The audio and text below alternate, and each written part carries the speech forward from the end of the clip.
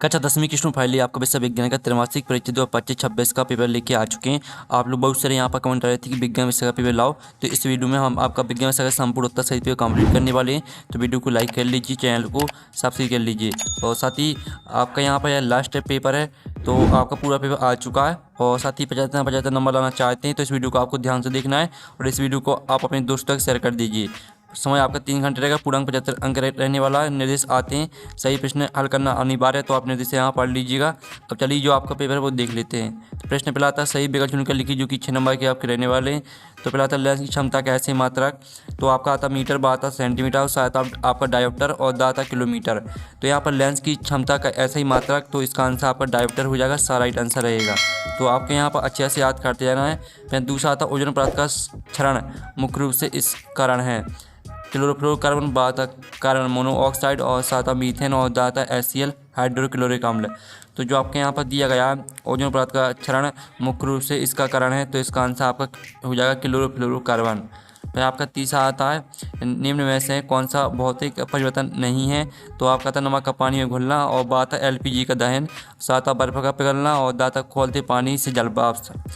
तो आपका था निम्न में कौन सा भौतिक परिवर्तन नहीं है, तो तीसरे का राइट आंसर आपका LPG का दहन हो जाएगा। फिर आपका चौथा आता अम्लों का pH मान होता है 7 से कम, 7 से अधिक और सात 7 और दातन में से कोई नहीं। तो अम्लों का pH मान होता है आपका 7 से कम। फिर आपका पाँचवा आता है स्वपोषी पोषण के लिए आवश्यक है सूर्य का प्रकाश और बाता क्लोरोफिल और साता हरित लवक और दाता ये सभी। तो यहाँ पर स्वपोषी पोषण के लिए आवश्यक है, तो इसका आंसर आपका रहने वाला ये सभी। तीनों आवश्यक हैं, सूर्य का प्रकाश भी आवश्यक है, क्लोरोफिल भी और हरित लवक भी, तो ये सभी राइट आंसर रहेगा। फिर आपका छठवां आता दूरदृष्टि दोष दूर करने में लेंस प्रयुक्त होता है। उत्तर लेंस, बाता अवतल लेंस, सा ऑप्शन आता साधारण लेंस, दा आता बेलनाकार लेंस। तो दूरदृष्टि दोष दूर करने में लेंस प्रयुक्त होता है, तो इसका आंसर आपका उत्तर लेंस हो जाएगा। उत्तर लेंस आपका राइट आंसर रहने वाला है। और प्रश्न 2 आता रिक्त स्थान की पूर्ति की, जो कि आपके 6 नंबर के रहेंगे।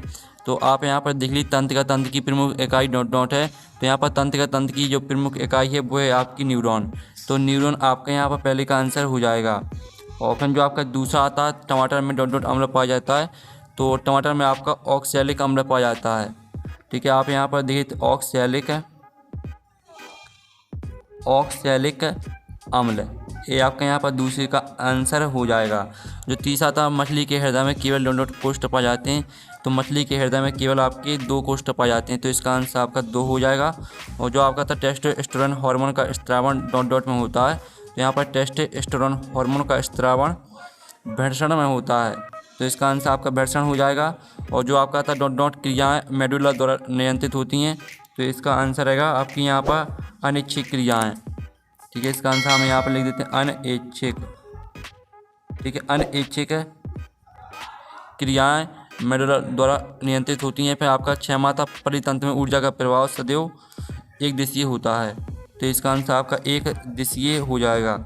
ठीक है, आप लोग यहाँ पर ध्यान से देख लीजिए, एक दिशीय आपका इसका राइट आंसर रहेगा। और साथ ही आपको अच्छे से यहाँ पर याद कर लेना है, आपके क्वेश्चन कंप्लीट हो जाते हैं। और वीडियो को लाइक कर लीजिए, चैनल को सब्सक्राइब कर लीजिए। प्रश्न 3 आता सही जोड़ी बनाकर लिखिए, जो कि 6 नंबर की रहेंगी। स्तंभ अवयव में आपकी दी सही जोड़ी। पहले थी पलकों का झपकना, तो इसको आपको प्रतिवर्ती क्रिया से मैच कर देना है। और दूसरी आती है अपसारी लेंस, तो इसको अवतल लेंस से मैच कर देना है। तीसरी आती है उत्तल दर्पण, तो इसको आपको पार्श्व दृश्य से मैच कर देना है तीसरी। और जो चौथी आती है समतल दर्पण की फोकस दूरी, तो इसको आपको अनंत से मैच कर देना है। फिर 5वीं आती है आपकी मादा हार्मोन, तो इसको आपको ठीक है एस्ट्रोजन से मैच कर देना है। और जो 6वीं आती तारों का टिमटिमाना, तो इसको आपको वायुमंडलीय आवर्तन से मैच कर देना है, आपकी 6वीं रहेगी। इस तरह से जो आपकी सही जोड़ी वो कंप्लीट हो जाती हैं। आपने अच्छे से यहाँ पर याद कर ली होंगी। अब प्रश्न आपका चराता एक है शब्द वाक्य में उत्तर दीजिए, जो कि 6 नंबर के रहने वाले हैं। तो पहला था विद्युत प्रतिरोध का ऐसी मात्रक क्या है, तो इसका आंसर आपका ओम हो जाएगा। विद्युत प्रतिरोध का ऐसी मात्रक आपका ओम होता है। फिर आपका था पौधे अपना भोजन किस प्रक्रिया द्वारा बनाते हैं, तो यहाँ पौधे अपना भोजन प्रकाश संश्लेषण द्वारा बनाते हैं। ठीक है, प्रकाश संश्लेषण इसका आपका आंसर रहने वाला है, तो आप यहाँ पर अच्छे से याद कर लीजिएगा। और जो आपका आता है दर्पण सूत्र लिखिए, तो दर्पण सूत्र तो आपका यहाँ पर लिख देते हैं 1/F बराबर 1/V प्लस 1/U। ठीक है, ये आपका दर्पण सूत्र हो जाएगा। और शुद्ध जल का पीएच मान क्या है, तो यहाँ पर शुद्ध जल का पीएच मान होता है 7। और 5 मात्रा ऐसी अभिक्रिया जिसमें आयनों का आदान प्रदान होता है, तो ऐसी अभिक्रिया जिसमें आयनों का आदान प्रदान होता है आपकी द्विविस्थापन अभिक्रिया कहलाती है। ठीक है, द्विविस्थापन आपका यहाँ पर राइट आंसर हो जाएगा। और जो आपका आता परिवहन मनुष्य तंत्र का नाम बताइए, तो इसका आंसर है परिसंचरण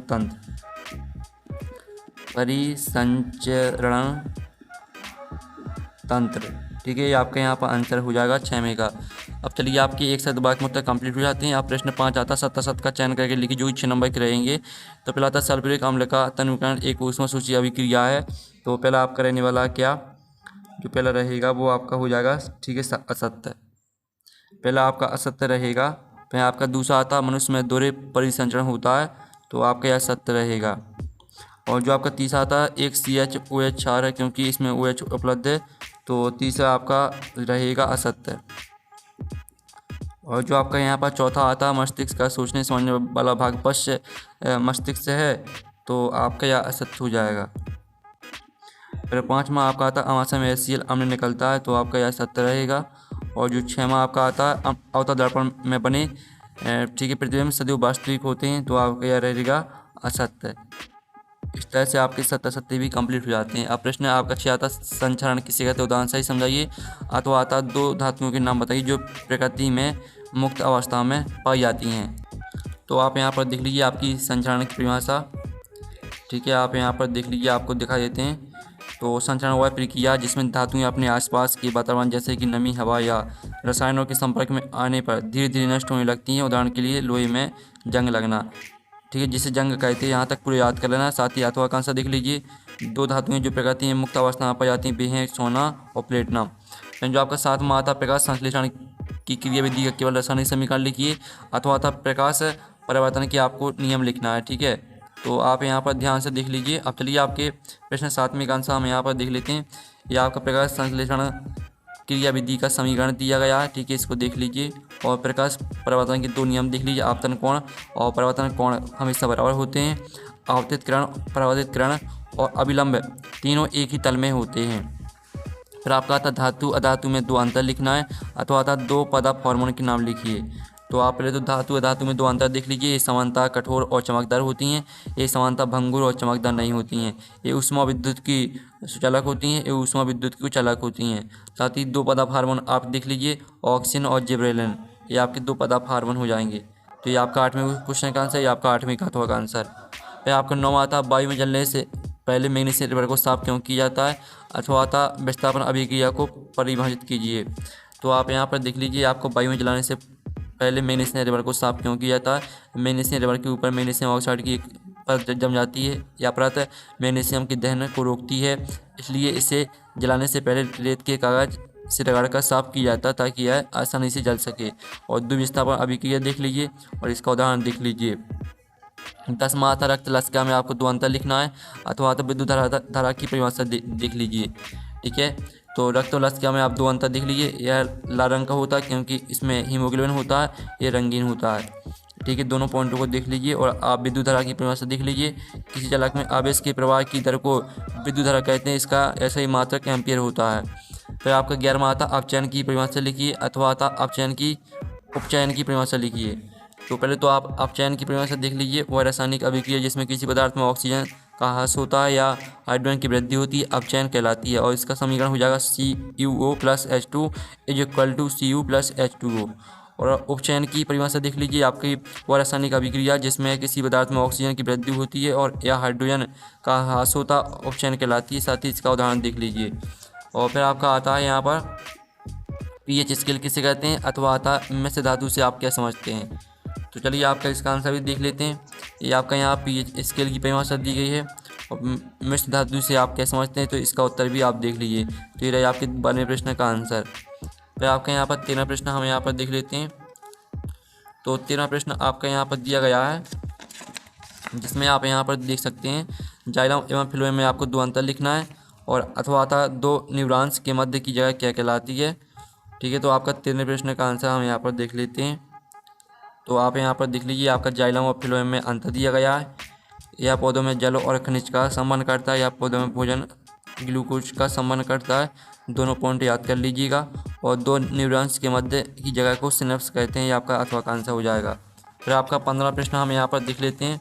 तो 15 प्रश्न आपका आता है अलैंगिक जनन किसे कहते हैं, और आपका अथवा आता है लैंगिक जनन किसे कहते हैं। ठीक है, तो चलिए आपका हम 15 प्रश्न का जो आंसर है वो हम यहाँ पर देख लेते हैं। तो आप यहाँ पर ध्यान से देख लीजिए, लैंगिक जनन किसे कहते हैं आपको यह बताना है। तो पहले तो आप यहाँ पर देख लीजिए आपका अलैंगिक जनन किसे कहते हैं, तो इसका उत्तर देख लीजिए। और ठीक है, लैंगिक जनन किसे कहते हैं, तो इसका उत्तर भी देख लीजिए। फिर आपका आता समतल दर्पण के दो उपयोग लिखिए, अथवा आता उत्तल दर्पण के दो उपयोग लिखिए।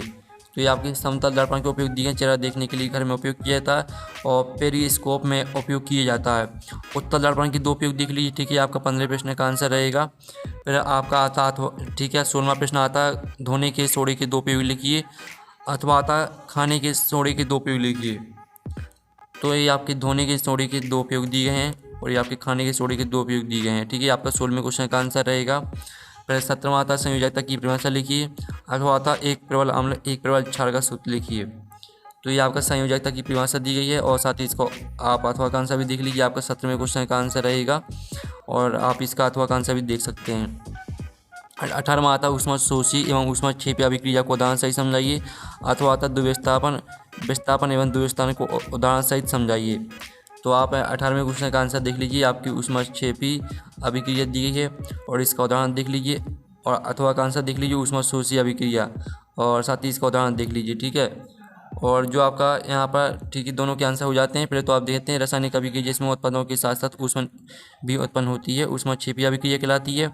वह रासायनिक अभिक्रिया जिसमें ऊष्मा को अवशोषित किया जाता है, तो ऊष्मशोषी अभिक्रिया कहलाती है। साथ ही आप इसका अथवा का आंसर देख लीजिए विस्थापन अभिक्रिया, द्विविस्थापन अभिक्रिया को आपको परिभाषित करना था, तो दोनों को परिभाषा देख लीजिए, उदाहरण देख लीजिए। फिर आपका आता अम्ल एवं क्षार में कोई 3 अंतर लिखिए, अथवा आता धातु और धातु में 3 अंतर आपको लिखना है। तो ये आपका अम्ल और क्षार में अंतर दिया गया है। स्वाद में खट्टे होते हैं, स्वाद में कड़वे होते हैं। ये नीले लिटमस को लाल कर देते हैं, ये लाल लिटमस को नीला कर देते हैं। इसका पीएच मान 7 से कम होता है, इसका पीएच मान 7 से अधिक होता है। और साथ ही धातु अधातु में 3 अंतर देख लीजिए। फिर आपका आता है यहाँ पर धामनी एवं सिरा में कोई 3 अंतर लिखिए, साबुन एवं अपमार्जक में 3 अंतर लिखिए। तो आप यहाँ पर देख लीजिए आपका धमनी और सिरा में 3 अंतर दिया गया है। तो आप यहाँ पर देख लीजिए धमनी सिरा में अंतर, और ये आपका साबुन अपमार्जक में 3 अंतर दिया गया है। तो स्क्रीनशॉट आप ले लीजिए और वीडियो को लाइक कर लीजिए, चैनल को सब्सक्राइब कर लीजिएगा। फिर आपका आता है मनुष्य के पाचन तंत्र का स्वच्छ नामांकित चित्र बनाइए, अथवा मानव हृदय का स्वच्छ नामांकित चित्र बनाइए। तो जो चित्र है चित्र आपको आपकी बुक में मिल जाएंगे। ठीक है, आप देख लेना। प्रश्न आपको हमने बता दिया, चित्र आपको अपनी बुक में देख लेना है। ठीक है, 22 मात्रा निम्नलिखित के रासायनिक सूत्र लिखना, प्लास्टिक और पेरिस, खाने का सोडा, धावन सोडा, सीमेंट। अथवा आता लेंस की क्षमता को परिभाषित कीजिए, 2 मीटर फोकस दूरी वाले किसी अवतल लेंस की क्षमता ज्ञात कीजिए।